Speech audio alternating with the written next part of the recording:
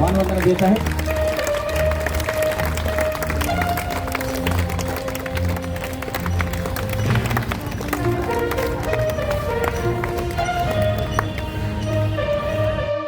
भारत माता की। नानाजींनी चेंबूरच्या ओसाड पवित्र ठिकाणी राहून तन मन धन अर्पण करून 50 वर्षाचे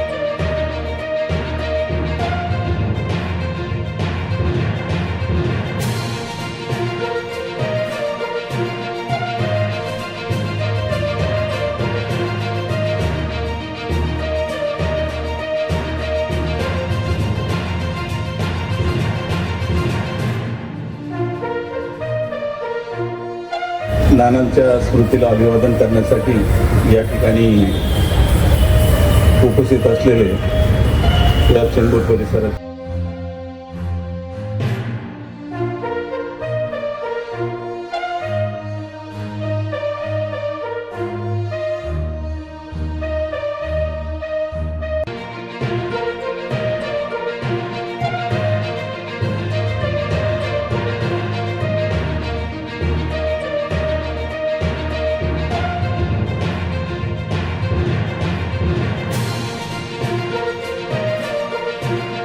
स्वतंत्रता सेनानी नारायण गजानन आचार्य के 97वें स्मृति दिवस पर चैम्बूर वासियों ने दी आदरांजलि। स्वतंत्रता सेनानी नारायण गजानन आचार्य को उनके 97वें स्मृति दिवस पर चैम्बूर के बच्चे बड़े सभी ने पुष्प अर्पित कर उन्हें आदरांजलि व्यक्त की। इस दौरान राजनीति, समाज सेवा और शिक्षा जैसे सभी क्षेत्र के लोग मौजूद थे। आज नारायण गजानन आचार्य यांचं स्मृतिदिन आहे आज, तर त्यासाठी अख्ख्या चेंबूरचे नागरिक सर्व इथे आज जमा झाले आणि हर वर्षी त्यांना नतमस्तक होण्यासाठी चेंबूरचे लोक आज इथे येत असतात। आज चेंबूर खूप सुधरत चाललेला आहे आणि चेंबूर त्यांनीच बसवलेला आहे, नानाजींनी बसवलेलं आहे। आज नानाजींना तुमच्या मार्फत मी नतमस्तक होतोय आणि चेंबूर आपला अतिशय सुंदर आणि साफसफाई ठेवण्याचं काम आपण आता सर्वांनी मिळून करूया, एवढं तुमच्या मार्फत सांगतो। जेव्हा आचार्य कुटुंबाचं नाव येतं तर अगदी सगळेच जण चेंबूरचे, संपूर्ण चेंबूर म्हणा, शिवसैनिक म्हणा, तर ते सगळे कृतज्ञता व्यक्त करत असतात। परंतु नारायण आचार्य जी आहेत, जे समाजसेवक होते आणि त्यांच्या माध्यमातून हा संपूर्ण चेंबूर डेव्हलप झाला आहे, परिवर्तन जे झालेलं आहे। म्हणजे त्यांनी आपले पाकिस्तान फाळणीपासूनचे जे रिफ्युजी आहेत, तर आतापर्यंत सर्व शिवसैनिक म्हणून दे, काँग्रेस पक्ष असू दे, कुठल्याही पक्षाचा विचार न करता त्यांनी सामाजिक कामं केले आणि त्यांची ती कृतज्ञता चेंबूरवासीय नेहमीच बघत असतात। मला असं वाटतं, मी 2008ला महिला शाखा संघटक म्हणून काम करत असताना पहिल्यांदाच 3 डिसेंबरच्या कार्यक्रमाची मला पत्रिका मिळाली आणि मग त्यावेळी मला खूप आनंद झाला की आपल्याला ह्या कार्यक्रमाला बोलवलं म्हणून, आणि त्या कार्यक्रमाला मी उपस्थित राहिले। तर तेव्हापासून सातत्याने मी आजच्या या दिवशी तो सण म्हटला पाहिजे किंवा तो त्यांच्या स्मृतीचं एक आदरांजली म्हटली पाहिजे आणि ती कृतज्ञता व्यक्त करण्यासाठी आम्ही सर्व पक्षीय पदाधिकारी असू दे, शिवसैनिक असू दे किंवा कार्यकर्ते असू दे आणि नेते असू दे, ते सर्वजण या आजच्या या त्यांच्या आदरांजलीला सर्व उपस्थित राहतात आणि त्यांनी ज्या पद्धतीने चेंबूरमधील सर्व नागरिकांसाठी काम केलंय, मग शरद भाऊ आचार्यांनी त्यांचा तो वारसा पुढे नेलाय आणि तोच वारसा आता माननीय सुबोधजी आचार्य ते त्यांचं पूर्ण कुटुंब नेत आहे आणि त्यांची ती कृतज्ञता आम्ही आज आदरांजलीतून व्यक्त करतो। नानांचा 57वा स्मृती दिन आहे। एक अजब असं वाटतं की काय भरीव कार्य आहे की आज 57 वर्ष झाल्यावर सुद्धा लोक आठवणी काढतायत। सकाळी सकाळी लोक येत आहेत, त्यांना श्रद्धांजली वाहतात, त्यांच्या कामाचे पोवाडे गायले जातात, त्यांच्या कामाचे गुण गायले जातात। सर्वसामान्य जीवनामध्ये माणूस मरतो 12 दिवस, मग जास्तीत जास्त वर्षाच्या श्राद्धापुरती लोक जमा होतात। पण 57 वर्ष म्हणजे जवळजवळ 6.25 दशक एखाद्या माणसाचं कार्य जागवणं आणि गाजवत राहणं खरंच नानांचा म्हणजे आमच्यासारख्या पिढीला नानांचा अत्यंत हेवा वाटतो. नानांनी जेच कार्य केलं तेच पुढे मग त्यांचे सुपुत्र शरदजी आचार्य आमच्या सर्वांचे नेते आहे, त्यांनी ते पुढे नेलं. त्याचबरोबर अशोकजी अडवाणी असतील आणि त्यावेळेस त्यांचं काय दूरदृष्टी असेल की त्यांनी चेंबूरसाठी जे योगदान दिलं. आज मुंबईमध्ये चेंबूर एक मोठं शहर म्हणून नावाजलंय, मोठं शहर म्हणून अनेक मध्यवर्ती ठिकाण म्हणून उपनगरातलं असून सुद्धा चेंबूरकडे बघितलं जाते. ह्याची जी सुरुवात आहे, ह्याचा जो पाया आहे, तसा ज्ञानदेव रचिला पाया तुका झालाशे कळत, त्याप्रमाणे नानांनी जी सुरुवात केली, जो महामेरू उभा केला, ते आज चेंबूर आपल्याला दिसतंय. खरंच नानांच्या या आजोड कार्याला मी भावपूर्ण श्रद्धांजली अर्पण. आम्ही स्वतःला भाग्यवान समजतो आहोत. नानांच्या प्रथम स्मृती दिनापासून आज प्रत्येक वर्षी इथे येण्याची संधी मिळते आहे. त्याचं कारण नानांच्या कुटुंबियांशी एकरूप होण्याची संधी मिळाली.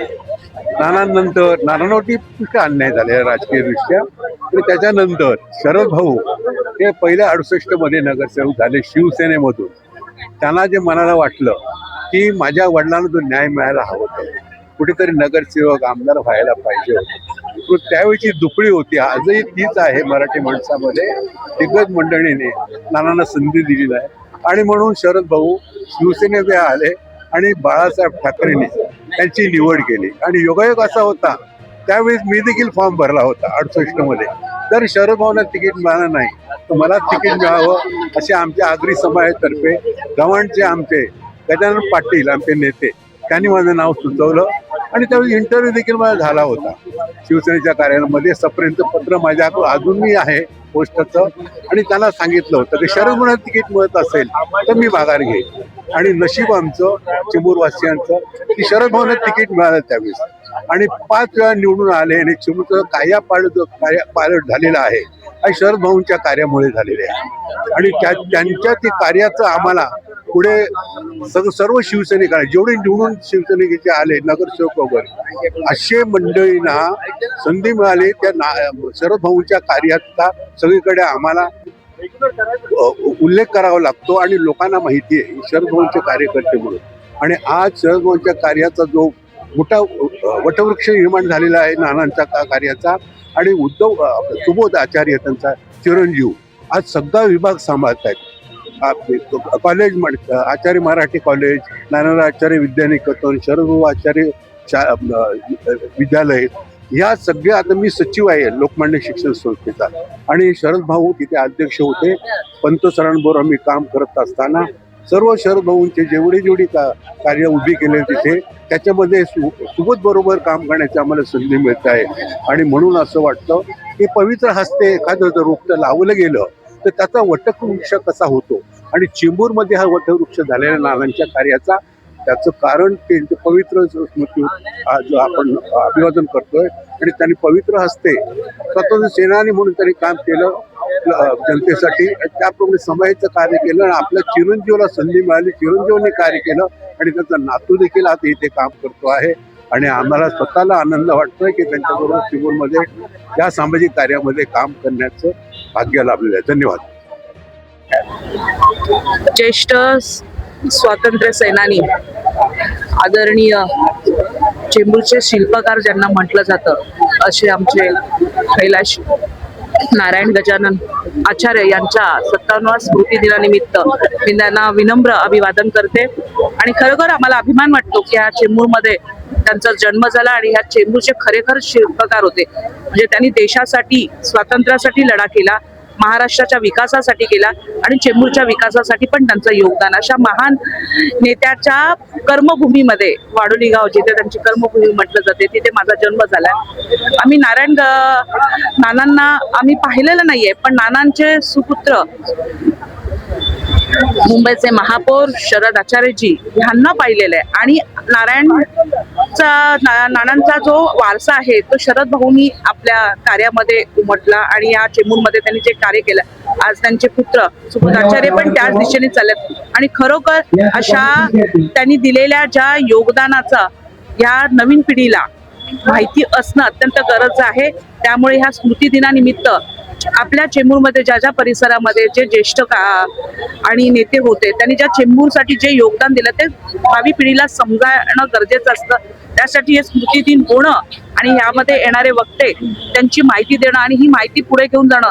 त्याचप्रमाणे आज मला खरोखर आनंद झाला की या उद्यानाच्या समोर असलेल्या मेट्रो स्टेशनला कैलासवासी स्वातंत्र्य सेनानी कैलासवासी नारायण गजानन आचार्य हे नाव दिलं गेलं. त्यामुळे मी या सरकारचं पण अभिनंदन करू इच्छिते आणि धन्यवाद त्यांना देऊ इच्छिते. धन्यवाद.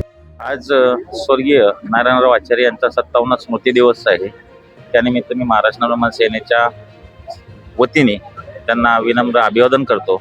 आणि खरोखर चेंबूरचे शिल्पकार ज्यांना बोललं जातं त्यांनी चेंबूरचा चेहरा मोहरा बदललेला आहे आणि तीच परंपरा शरद भाऊंच्या रूपाने असेल, सुबोधदादाच्या रूपाने असेल ती पुढे चालू आहे.